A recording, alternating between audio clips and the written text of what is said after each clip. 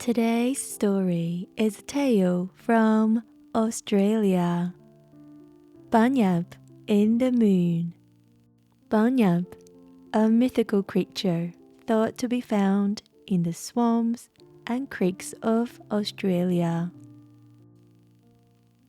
Long ago, in the time before history, the BUNYIP freely roamed the land where the Murray River would one day flow. One evening, as night fell, the BUNYIP trudged along the riverbed under a full moon.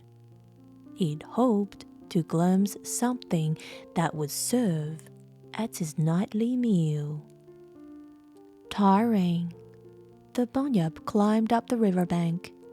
It leaned against a gum tree, blending with its mottled trunk.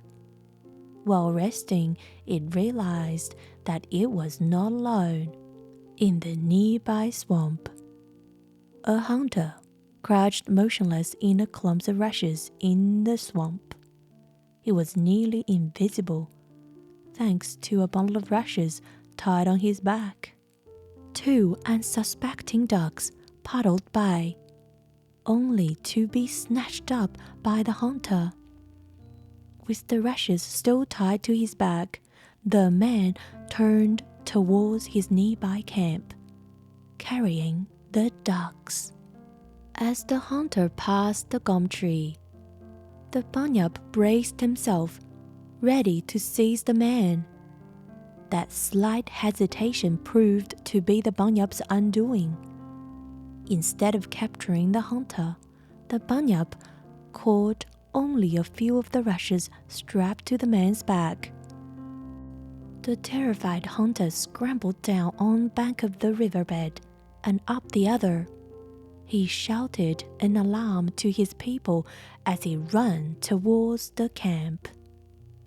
The BUNYIP seemed to fade into the night, letting the man escape unharmed. In truth, the BUNYIP lurked in the shadows, watching, waiting. The people of the camp rushed to meet the hunter. The most anxious was the young woman he was soon to marry.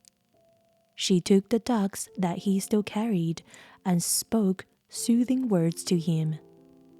But when the hunter shared what he had seen, the people simply stared at him with disbelief.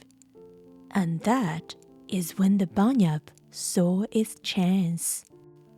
The BUNYIP leapt forward, seized the young woman, and raced away toward the swamp. The people chased after it, but no human can outrun a BUNYIP. The young woman's struggles could be heard by everyone in the camp, but no one could rescue her, especially at night, when the BUNYIP is at its strongest. But that wouldn't stop the young man. All night, he pondered what he could do to outwit the BUNYIP. Once the next day had dawned, the young man gathered up his spears and headed towards the swamp. He searched until he found the tracks of the BUNYIP. He found an old tree near the BUNYIP's tracks. Next, he found and tied some frogs to the tree branches. Then he hid nearby and waited and waited. All day he waited, and he neither saw nor heard any signs of the BUNYIP or of a young woman. Once night fell, the hunter went home to the camp. The next morning, the young man returned to where he had found the tracks. The frogs were gone. Seeing that, the BUNYIP had eaten them. He caught several more frogs. Once again, he tied the frogs to the tree. Once again, he hid nearby and waited and waited. That night, he again went home to the camp. as before, the frogs were gone the following morning.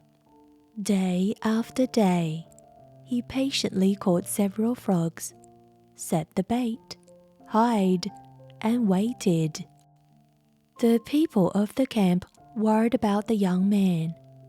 They needed to move on, taking their camp with them.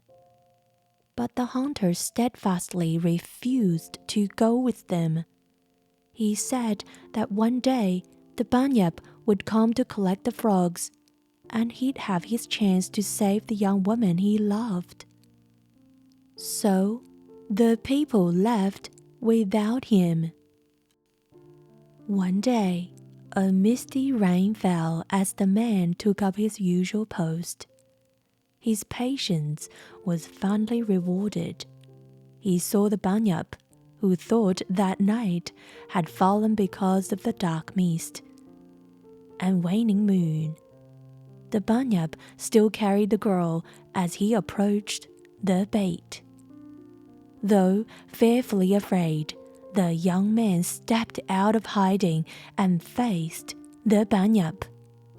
The hunter held his ground as the bunyip growled. The young woman held out her hands to the man, weeping while he defied the bunyip.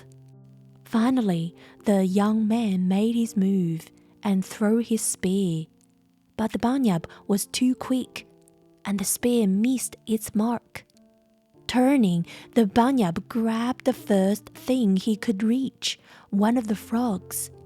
He threw it at the young man, striking him in one eye.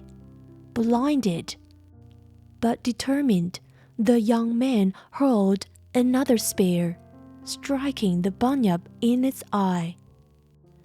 Reeling with pain, the bunyip dropped his hold on the young woman and fled.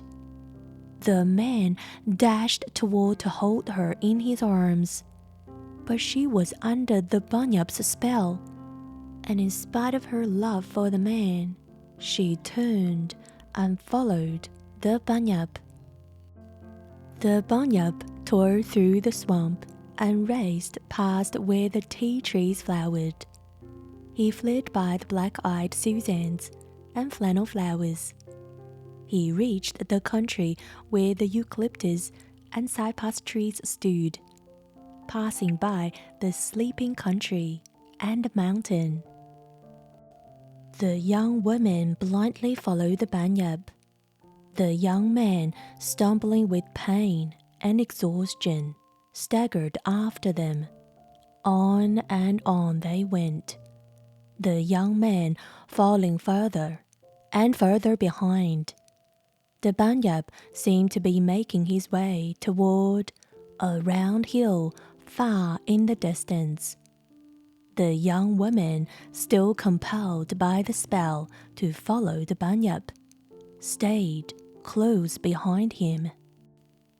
As the young man struggled to close the gap, the bunyip came to a tall gum tree atop the hill.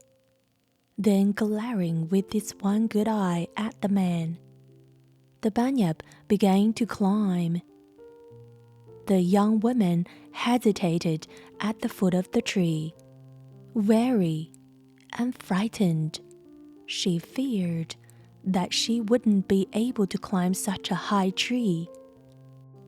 While the bunyip's spell pulled at her, exhaustion held her back. As she wavered, the young hunter pressed forward while holding the gaze of the bunyip. The bunyip found that he couldn't look away from the young man, and there the three stood, with the young man also coming under the spell of the bunyip. None of this unlikely trio could move. The bunyip, high in the tree, stared down at the young couple for days, as the moon waxed and waned again. Then, one fateful day, a fearsome storm came.